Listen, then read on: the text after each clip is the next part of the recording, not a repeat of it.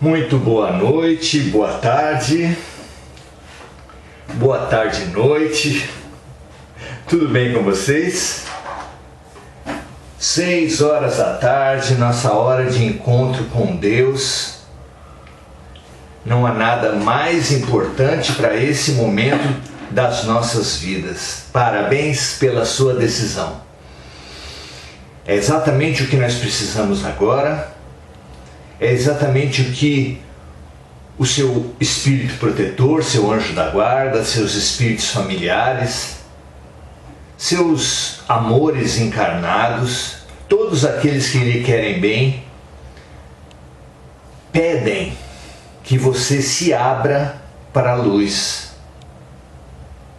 Como uma casa que muito escura leva as pessoas a quebrarem coisas, a se machucarem umas às outras, a se machucarem a si próprias. Apesar do sol estar brilhando lá fora e que precisa que os seus moradores tomem a iniciativa de abrir as janelas e afastar as cortinas, nós também precisamos dessa decisão e parabéns por você estar tomando. Mônica Silva, Maria Inês Dias, é muito lúcido, a coisa mais lúcida que a gente pode fazer, Mônica, Maria Inês e amigos, é nos dedicarmos ao nosso espírito, à nossa vibração, à nossa melhor sintonia. Então, parabéns por estarmos tomando a melhor decisão para esse momento das nossas vidas. Oração, ação. Temos nos dedicado. Se você não deixa a sua aguinha aí, faça isso, um copo, uma garrafa, e depois vai renovando, assim que ela for acabando, vai renovando, porque vai ser um instrumento poderoso dos amigos espirituais estarem infundindo em cada um de vocês os elementos, os remédios, os estímulos que você mais precisa para esse momento.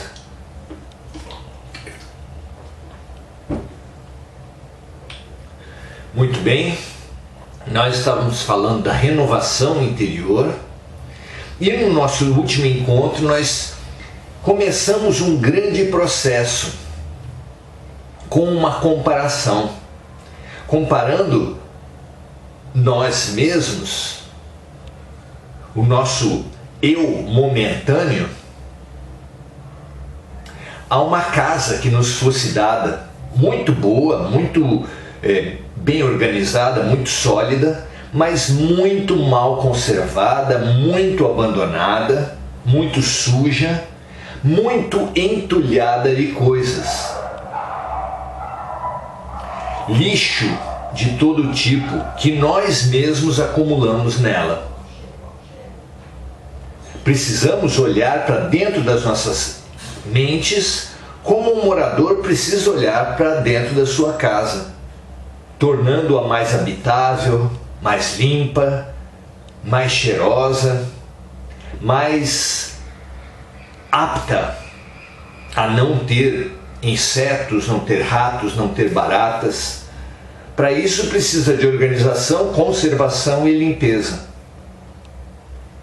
E nós começamos a fazer essa organização do material entulhado com a prece de Cáritas, que na sua primeira parte faz exatamente isso, propõe isso, se une a Deus nessa tarefa da reorganização do mundo, das nossas famílias e das nossas individualidades. Aquela parte em que a gente pede ao viajor a estrela guia, ao aflito a consolação, ao doente o repouso, é uma reorganização das nossas mentes, das nossas sintonias, do nosso ser.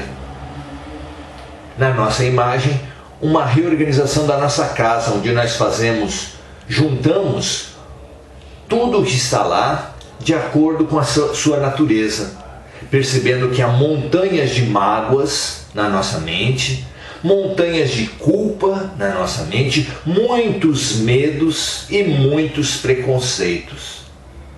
E para cada um desses montes nós precisaremos depois dar um destino. Mas para anteceder a reciclagem, a reorganização, a destinação do lixo mental que nós temos nas nossas mentes, nós precisamos de uma visão ampla, de uma visão de totalidade. E essa visão ampla é o que nos dá lucidez para enfrentar bem as nossas mágoas e culpas, medos e preconceitos. É isso que a prece de Cáritas nos estimula a fazer na sequência do que nós pensamos.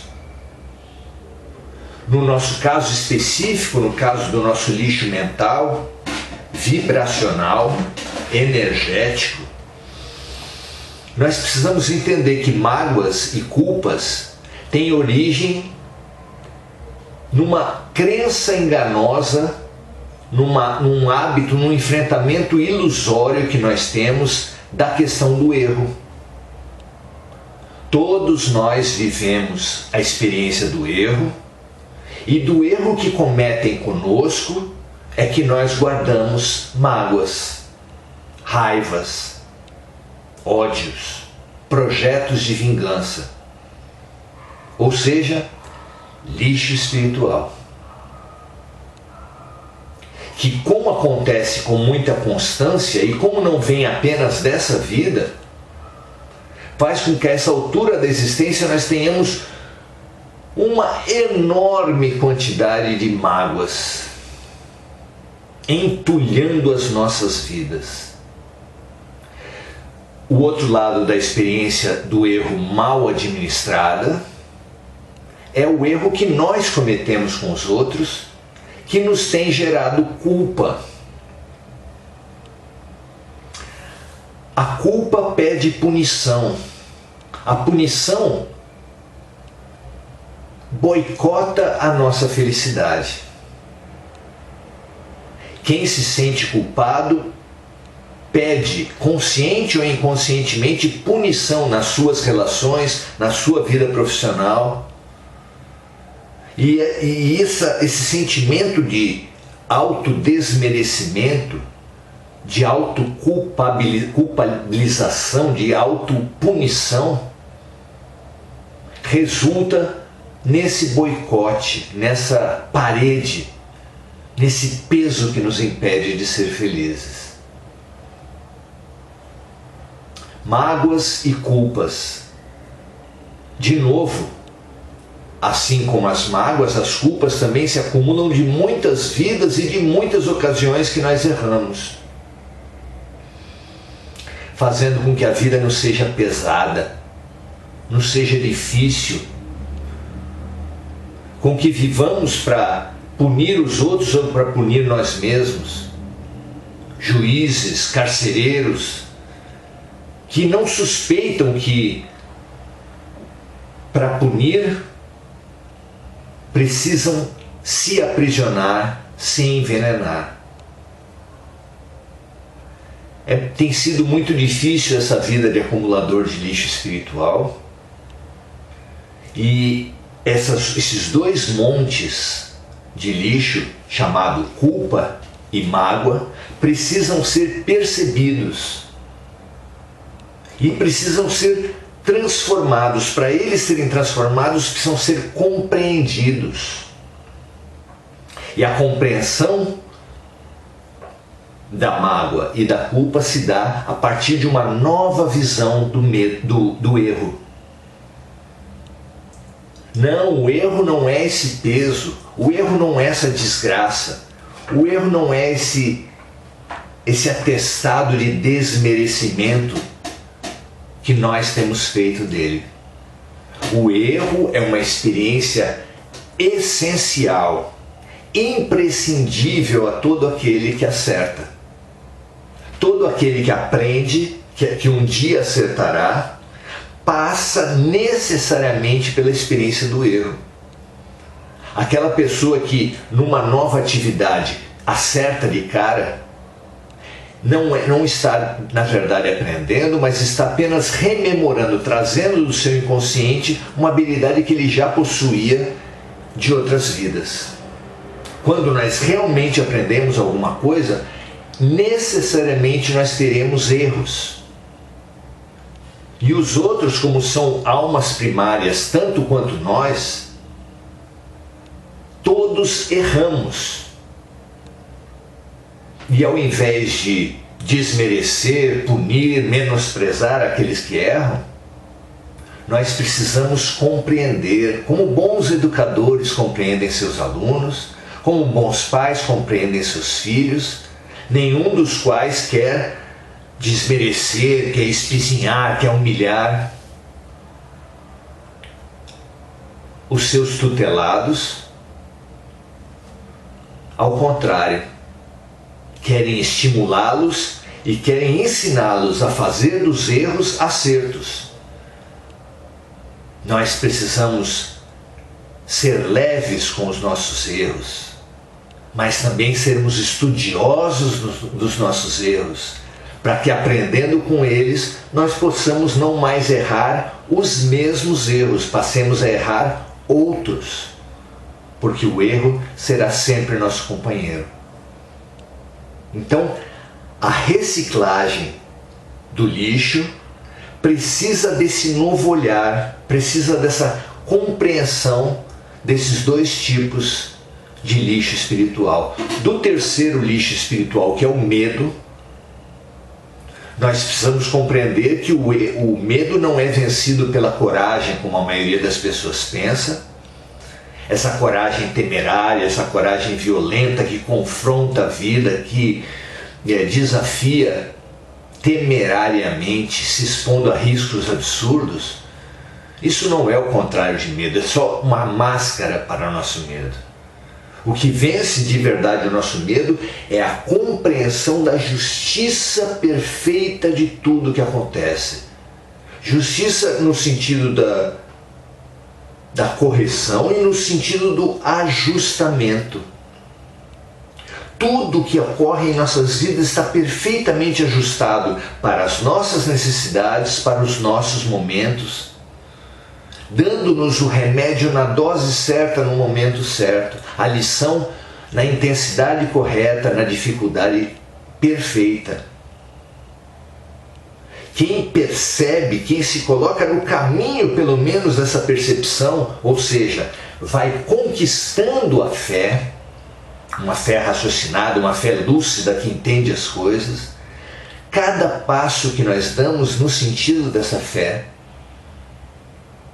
é uma força a menos que nós estamos dando para os nossos medos. É um avanço a mais que estaremos dando contra a paralisia do medo, no sentido da ação na fé. E por fim, os nossos preconceitos. Preconceitos são mecanismos de defesa, escudos, capacetes, elmos, armaduras que nós colocamos a título de não nos machucarmos mais. Uma pessoa se machuca com uma outra pessoa do sexo oposto, ou de uma certa raça, ou de uma condição social, e fica prevenido, fica fechado, fica enrijecido contra as outras pessoas. Macaco velho não mete a mão em cumbuca, mas como essas experiências se acumulam, as pessoas vão se fechando e se pesando em tantas armaduras, tantos elmos, tantos escudos, que a vida fica pesada demais. O preconceituoso carrega um enorme peso. Nós podemos e precisamos de uma nova postura perante o nosso lixo. Uma nova compreensão a respeito desse mundo interior, dessa montanha de lixo que nós temos na nossa casa. E para isso, a separação, dando a cada coisa, a cada situação, o destino, o monte que ela mais adequado a ela, nos ajuda nessa lucidez, nessa observação de ver esse nosso nicho espiritual, de enxergar nele tantos equívocos como esses que nos fizeram juntar medos, culpas, mágoas e preconceitos. Você quer continuar com a casa mental, espiritual, entulhada desses medos todos, dessas culpas todas, atraindo com essas energias densas e pesadas, individualidades encarnadas e desencarnadas que se sintonizam com elas? Você acha que isso é uma boa maneira, tem sido uma boa maneira de viver? Continue cultivando esses lixos e amontoando esses lixos. Caso você tenha chegado a uma conclusão de mudança, eu quero uma vida mais leve, mais ágil, mais bem sintonizada, eu quero cuidar de mim mesmo, eu quero saúde física, espiritual, mental e social. Se você quer tomar essa decisão, você precisa dessa nova visão a respeito de tudo, essa visão ampla, essa visão que abarca vidas passadas e vidas futuras, que abarca o máximo possível a eternidade. É isso que nós vamos fazer hoje, pensando naquele trecho da prece de Cáritas que diz: Senhor, que a vossa bondade se estenda sobre tudo que criaste, que equivale a venha a nós o vosso reino, na oração do Pai Nosso. Porque só assim nós, colaborando e vendo Deus em tudo, nós pararemos a nossa guerra com a vida, a nossa guerra com os outros, a nossa guerra com tudo. E ao contrário de remar contra a correnteza, situação que nos cansa sem avançar, nós passaremos a colaborar com a vida, ao seja feita a vossa vontade, a agir de acordo com a correnteza, quando com pouco esforço a vida fluirá, evoluirá e nos transformará. Que assim seja, que essa nova compreensão nos favoreça para a nova etapa, que é a da reciclagem do lixo. Que assim seja para todos nós, para mim, para você, para que enfrentemos a transformação do ser que esse momento exige e convida. Vamos à prece de Cáritas, então, para nos irmanar nessa nova visão que vai nos possibilitar as ações concretas que nos estimularão, assim fora como dentro, a transformação que o momento nos propicia. Deus nosso Pai, que sois todo poder e bondade, dai a força àquele que passa pela provação, dai a luz àquele que procura a verdade, ponde no coração do homem a compaixão e a caridade. Deus, dai ao viajor a estrela guia, ao aflito a consolação, ao doente o repouso. Pai, dai ao culpado o arrependimento, ao espírito a verdade, à criança o guia, ao órfão o pai. Senhor, que a vossa bondade se estenda sobre tudo que criaste. Piedade, Senhor, para aqueles que não vos conhecem, esperança para aqueles que sofrem. Que a vossa bondade permita aos Espíritos Consoladores derramarem por toda parte a paz, a esperança e a fé. Deus, um raio, uma faísca do vosso amor pode abrasar a terra inteira. Deixai-nos beber na fonte dessa bondade fecunda e infinita. Todas as lágrimas secarão, todas as dores se acalmarão. um só coração, um só pensamento subirão até vós como um grito de reconhecimento e de amor. Como Moisés sobre a montanha, nós vos esperamos com os braços abertos. Ó poder, ó bondade, ó beleza, ó perfeição. E queremos de alguma sorte alcançar a vossa misericórdia. Deus, dai-nos a força de ajudar o progresso, seguindo a favor da correnteza, a fim de subirmos até vós. Dai-nos a caridade pura, dai-nos a fé e a razão. Dai-nos a simplicidade que fará de nossas almas o espelho, onde se refletirá a vossa santíssima imagem. Que assim seja, meus amigos, para você e para mim.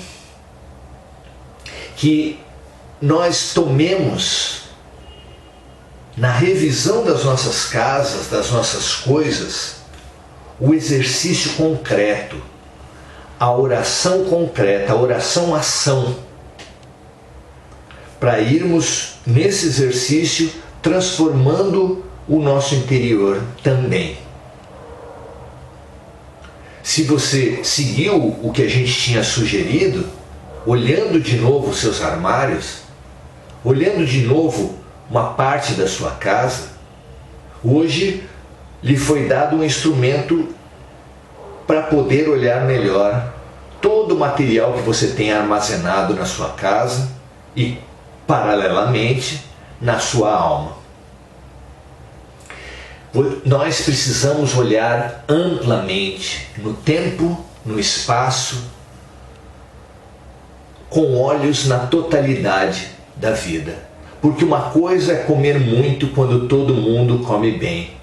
Quando nós ampliamos o olhar, nós percebemos que não podemos acumular, não podemos trazer tudo para nós, não podemos comer muito, porque tem muita gente passando fome.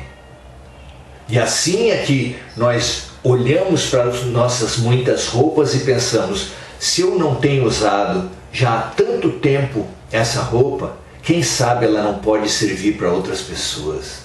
Se eu não tenho há tanto tempo usado esse utensílio, essa coisa, ela certamente pode ser útil para outras pessoas. E assim, nós temos essa possibilidade de renovar, de abrir espaços na nossa casa e com isso renovar e abrir espaços em nossa alma. Faça isso, meu amigo. É realmente renovador. Nós estamos precisando atender ao pedido da transição planetária, da reforma íntima, e essa mudança, esse movimento tem um símbolo muito forte nessa revisão, nessa reorganização da casa, das coisas, das vidas. Faça isso, transforme cada vez mais o espaço onde você mora, porque isso trará uma transformação no espaço, no ser que você está. Faça isso, façamos isso e nos preparemos para transformações ainda maiores. Um grande abraço a você, ótima semana. Amanhã nós estaremos juntos novamente às 17h30, faremos uma oração simples e voltaremos a esse processo de renovação na semana que vem. Sempre que possível, nos reunindo às 18 horas para fazermos a transformação, a reforma e a melhoria da nossa casa, do nosso ser, das nossas vidas. Grande abraço, um prazer estar me reformando junto com você.